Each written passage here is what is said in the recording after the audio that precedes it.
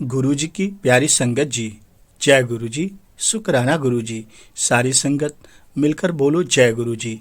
और संगत जी, गुरु जी का यहाँ से दर्शन कर लीजिए, आपका कल्याण होगा।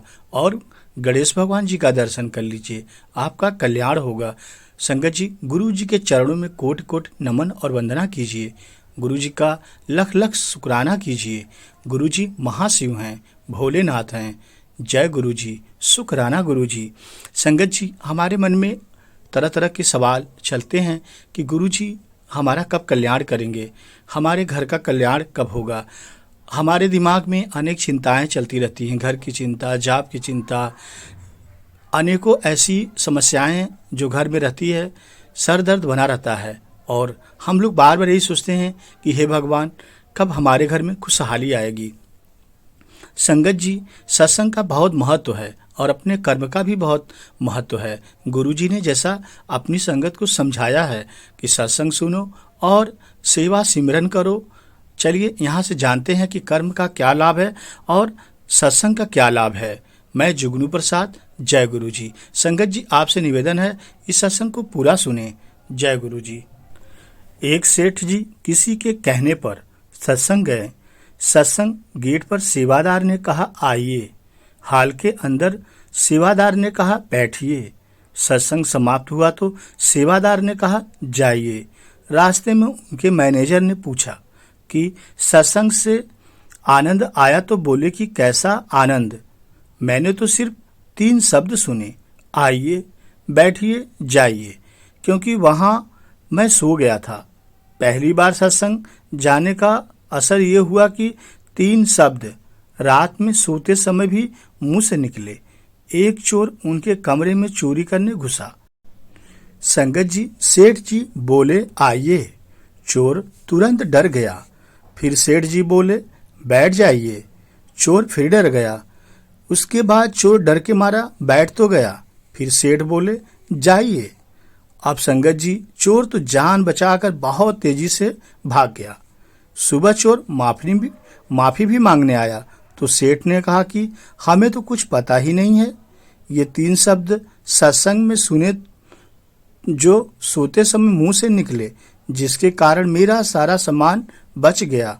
अगर जागकर पूरे सत्संग का आनंद लेता तो बहुत कुछ मिल सकता है। और सेठ उसी दिन के बाद संगत जी प्रतिदिन सत्संग जाने लगा और सुनने लगा, क्योंकि सेठ के सामान बच गए थे। और सेठ ने जो 3 शब्द सुना था, आइए, बैठिए और जाइए, उसका लाभ उसे रात में चोर के द्वारा मिल गया, जो चोर चोरी करने आया था। और सेठ ने वह स्वप्न देखा और बोला तो चोर सारी बातें सुनकर भाग गया था वहां से। तो कहने का भाव यही है संगत जी कि अगर आप सत्संग रोज जाते हैं तो आपको सत्संग में कुछ न कुछ जरूर मिलता है। आप कभी भी खाली हाथ नहीं आते हैं। संगत जी, हम क्या लाते हैं ये हमारे ऊपर निर्भर करता है, और गुरु जी के सत्संग में आने के बाद क्या ले जाते हैं यह गुरु जी की मर्जी है। जैसा आप आते हो, गुरु जी वैसे ही आपके साथ भाव रखते हैं और आपका कल्याण करते हैं। तो आप जब भी आएं, अच्छे से आएं, गुरु जी के प्रोटोकॉल्स का पालन करें और गुरु जी से सीधा कनेक्शन बनाएं। जब तक आप गुरु जी के स्वरूप से बात नहीं करेंगे, गुरु जी से अरदास नहीं करेंगे, गुरु जी से कनेक्शन नहीं बनाएंगे, तो आपका संगत जी कैसे कल्याण होगा। मालिक से अरदास तो करनी पड़ती है ना, वो तो महाशिव हैं, भोलेनाथ हैं। संगत जी, इसीलिए गुरु ने कल्याण करने के रास्ते बताए हैं। आइए सुनते हैं कैसे आपके परिवार का कल्याण होगा। हमें चिंता होती है घर की, परिवार की, अपने बच्चों की। संत प्रभु परमात्मा समझाते हैं कि छाछ में मक्खन हो तो कोई बाधा नहीं, लेकिन मक्खन में छाछ नहीं होने चाहिए। कोयले में हीरा आ जाए तो कोई बाधा नहीं है, लेकिन हीरा लेते समय कोयला नहीं आना चाहिए। संगत जी, यदि जहर में मिलावट हो तो कोई बाधा नहीं, लेकिन मिठाई में ही जहर की मिलावट आ जाए तो बाधा है। संगत जी, पानी में नाव हो तो कोई बाधा नहीं है, लेकिन नाव में पानी नहीं होना चाहिए, बाधा आ जाएगी। संगत जी, इसी तरह संसार में रहते हुए सद्गुरु की याद आती है तो कोई बाधा नहीं, परंतु नाम सिमरन करते हुए संसार की याद नहीं आनी चाहिए। जय गुरु जी, शुक्राना गुरु जी। हमारा व्यवहार बहुत ही मायने रखता है। जय गुरु जी।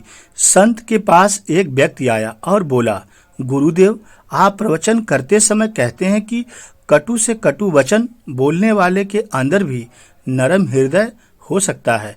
मुझे विश्वास नहीं होता। संत यह सुनकर गंभीर हो गए। उन्होंने कहा, मैं इसका जवाब कुछ समय बाद ही दे पाऊंगा। वह व्यक्ति वहां से लौट गया। 1 महीने बाद वह फिर संत के पास पहुंचा। उस समय संत प्रवचन दे रहे थे। वह लोगों के बीच जाकर बैठ गया। प्रवचन समाप्त होने के बाद संत ने एक नारियल उस व्यक्ति को दिया और कहा, पुत्र, इसे तोड़कर इसकी गिरी निकालकर लोगों में बांट दो। व्यक्ति उसे तोड़ने लगा। नारियल बेहद कठोर और सख्त था। बहुत कोशिश करने के बाद भी वह नहीं टूटा। उसने कहा, गुरुदेव, यह बहुत कड़ा है। कोई औजार हो तो उससे इसे तोड़ दूं। संत जी बोले, औजार लेकर क्या करोगे? कोशिश करो, टूट जाएगा। वह फिर उसे तोड़ने लगा। इस बार वह टूट गया। संगत जी, उसने गिरी निकालकर सभी भक्तों में बांट दी और एक कोने में स्वयं जाकर बैठ गया। एक एक करके सभी भक्त चले गए। संत भी उठकर जाने लगे तो उसने कहा, गुरुदेव, अभी तक मेरे प्रश्न का उत्तर नहीं मिला। संत मुस्कुराए और बोले, तुम्हारे प्रश्न का उत्तर दिया जा चुका है, पर तुमने समझा ही नहीं।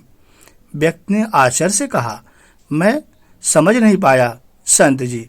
फिर संत जी ने समझाया, देख, जिस तरह कठोर गोले में नरम गिरी होती है, उसी प्रकार कठोर से कठोर व्यक्ति में भी नरम हृदय होता है। उसे भी एक विशेष औजार से निकालना पड़ता है। वह औजार है प्रेमपूर्ण व्यवहार। यदि किसी के कठोर आचरण या वचन का जवाब स्नेह से दिया जाए तो उसके भीतर का नरम हृदय बाहर आ जाता है। वह खुद बे खुद मृद व्यवहार, अच्छा व्यवहार करने लगता है। मृद व्यवहार कठोर हृदय को कोमल बना सकता है।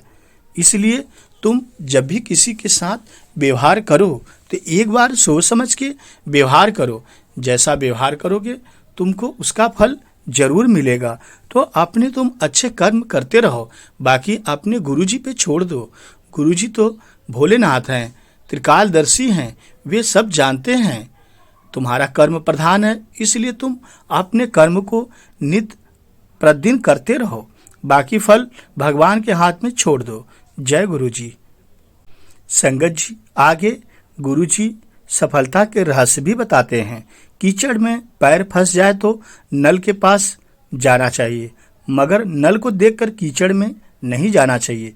इसी प्रकार जिंदगी में बुरा समय आ जाए, घर में परेशानी आ जाए, बच्चों से लेकर कोई समस्या आ जाए तो धन का प्रयोग करना चाहिए, दिमाग का प्रयोग करना चाहिए, सत्संग, सेवा, सिमरन करना चाहिए, मगर धन को देखकर बुरे रास्ते पर नहीं जाना चाहिए। अक्सर घरों में होता है, जब धन आता है तो दिमाग बदलने लगता है और जब दिमाग बदलता है तो बुरे बुरे काम होने लगते हैं।